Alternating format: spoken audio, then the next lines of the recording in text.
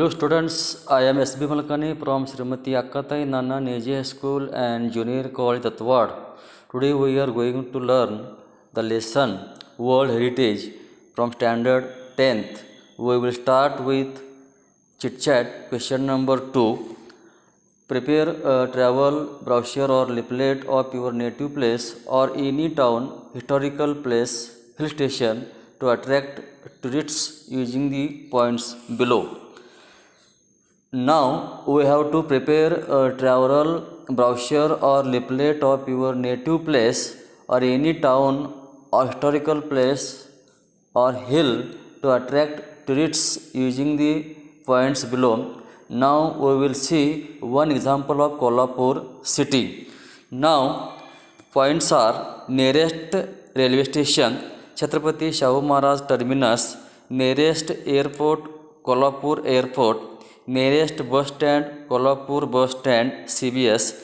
Top 5 spots to visit: Mahalakshmi temple, Rankala lake, Chhatrapati Shahu museum, Bhavani mandap, Binkhambi Ganesh mandir. Special features of these spots: first one is it is one of the 108 Shakti Pitas listed in various Puranas of Hinduism.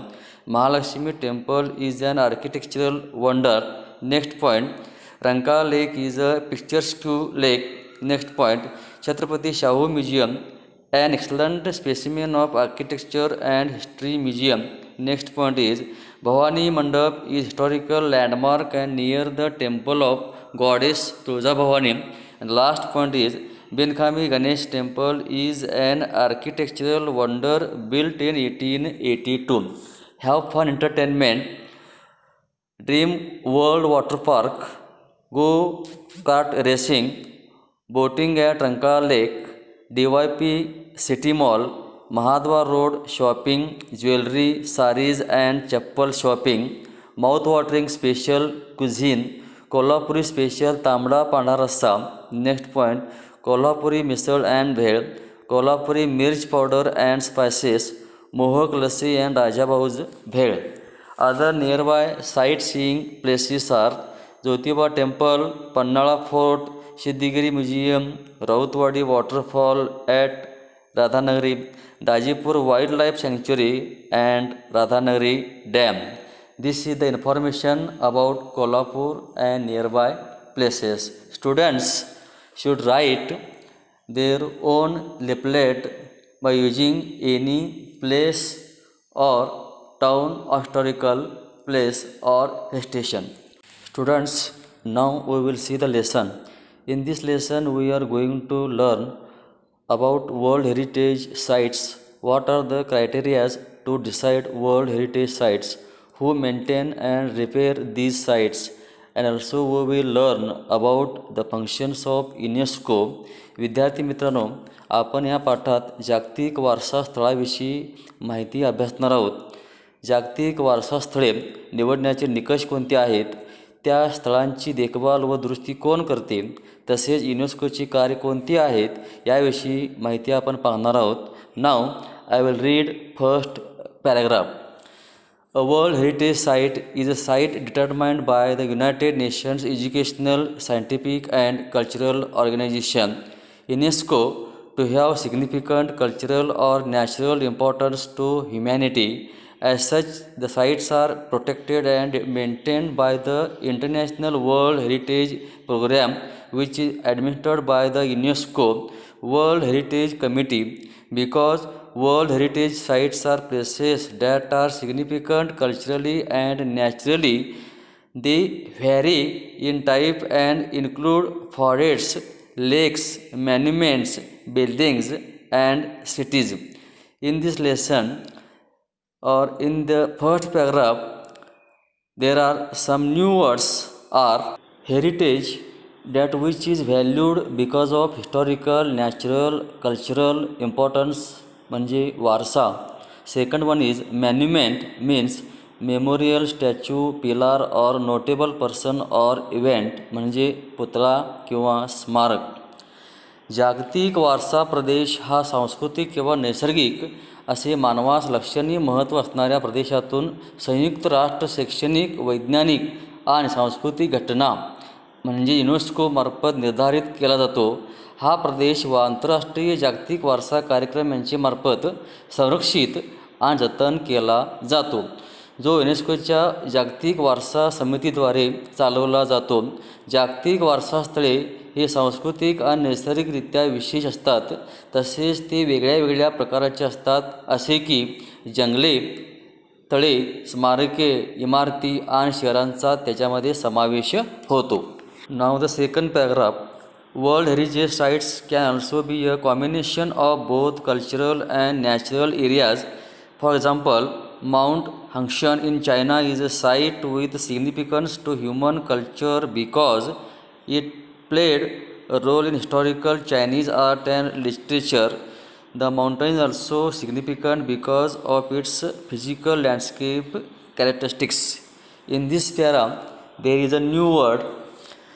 Characteristics means distinguishing features or qualities, means गुणवैशिष्ट्ये. जागतिक वारसास्थळे हे सांस्कृतिक आणि नैसर्गिक प्रदेशांचे एकत्रीकरण ही असू शकते. उदाहरणामध्ये म्हणजे चीनमधील माउंट हंक्शन हे मानवी संस्कृतीसाठी विशेष आहे, कारण त्याची चिनी कला व वाङ्मयात उल्लेखनीय भूमिका आहे. आपल्या भौतिक भूप्रदेशीय वैशिष्ट्यामुळे हे पर्वत वैशिष्ट्यपूर्ण बनले आहे. History of world heritage sites. Although the idea of protecting cultural and natural heritage sites around the world began in the early 20th century, momentum for its actual creation was not until the 1950s. In 1954, Egypt started plans to build the Aswan High Dam to collect and control water from the Nile River. The initial plan for the dam's construction would have flooded the valley containing the Abu Simbel temples and scores of ancient Egyptian artifacts. ह्या पॅरामध्ये जागतिक वारसा स्थळांचा इतिहास जो आहे त्याबद्दलची माहिती. जरी जागतिक स्तरावरती सांस्कृतिक आणि नैसर्गिक वारसा जतन करण्याची संकल्पना 20व्या शतकात उदयास आली असली तरीही 1950 पर्यंत त्याच्या प्रत्यक्ष निर्मितीस गती मिळाली नाही. 1954 साली इजिप्तने नाईल नदीतील पाणी एकत्र आणि नियंत्रित करण्यासाठी आशवान हे उंच धरण बांधण्याची योजना सुरू केली. धरणाच्या प्राथमिक नियोजनानुसार संपूर्ण दरी पाण्याने भरून जाणार होती. त्यासाठी अबू सिम्बेल मंदिरे आणि पुष्कळशे इजिप्शियन प्राचीन मानवी निर्मितीचा समावेश त्याच्यामध्ये होता. To protect the temples and artifacts, UNESCO launched an international campaign in 1959 that called for the dismantling and movement of the temples to higher ground. The project cost an estimated $80 million, $40 million of which came from 50 different countries. Because of the project's success, UNESCO and the International Council on Monuments and Sites initiated a draft convention to create an international organization responsible for protecting cultural heritage.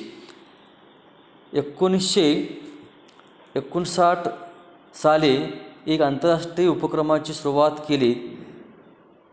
त्याने मंदिरे आणि मानवनिर्मित वस्तूंचे संरक्षण करणे हा उद्देश होता, ज्याने तेथील मंदिरे तोडून उंच पर्वतावर किंवा प्रदेशावर बांधण्याची हाक दिली गेली. या प्रकल्पाचा अंदाजे खर्च 80 दशलक्ष अमेरिकन डॉलर्स इतका होता. त्यापैकी 40 दशलक्ष डॉलर्स वेगळ्या वेगळ्या 50 देशातून जमा झाला. प्रकल्पाच्या यशामुळे युनेस्को आणि आंतरराष्ट्रीय स्मारके आणि स्थळ परिषदेने सांस्कृतिक वारसा जतन करण्यासाठी आंतरराष्ट्रीय संघटनेचा अधिवेशन मसुदा तयार करण्यात पुढाकार घेतलेला आहे. In this para there are new words. Artifacts means objects made by a human being, म्हणजे मानवाने तयार केले किंवा मानवनिर्मित. Next one, scores of means plenty of or many of, म्हणजे पुष्कळ किंवा भरपूर. Next one, dismantle means disassemble, pull down, सुटे करणे, उतरवणे किंवा वेगळे करणे. Next, initiate means begin or start, म्हणजे सुरुवात करणे. Shortly thereafter in 1965 a White House conference in the United States called for a World Heritage Trust to protect historic and cultural sites, but to also protect the world's significant natural and scenic sites. Finally, in 1968, the International Union for Conservation of Nature developed similar goals and presented them at the United Nations Conference on Human Environment in Stockholm, Sweden in 1972. Following the presentation of these goals, the Convention concerning the protection of world cultural and natural heritage was adopted by UNESCO's General Conference on November 16, 1972. ह्या परिच्छेदामध्ये 1965 नंतर लगेचच अमेरिकेतील white house परिषदेने ऐतिहासिक सांस्कृतिक स्थळे तसेच जागतिक नैसर्गिक व निसर्गरम्य स्थळे जतन करण्यासाठी जागतिक वारसा विश्वस्त संस्थेची हाक दिली गेली. शेवटी 1968 साली आंतरराष्ट्रीय निसर्ग संवर्धन संघटनेने समांतर उद्दिष्टे विकसित करून त्याच्यामध्ये सुधारणा करून 1972 साली स्वीडनमधील स्टॉकहोम येथील संयुक्त राष्ट्रांच्या मानवी पर्यावरण परिषदेत सादर केले. निर्देशित उद्दिष्टांचा विचार करत 16 नोव्हेंबर 1972 रोजी संपन्न झालेल्या युनेस्कोच्या सर्वसाधारण परिषदेत जागतिक सांस्कृतिक व नैसर्गिक वारसांच्या रक्षणाबाबत चिंताही व्यक्त करण्यात आलेली होती. In the first part of this video, we have seen the information about World Heritage Sites, history of World Heritage Sites, and the work of UNESCO. Now we will see the remaining part of this lesson in our second video. Thank you very much.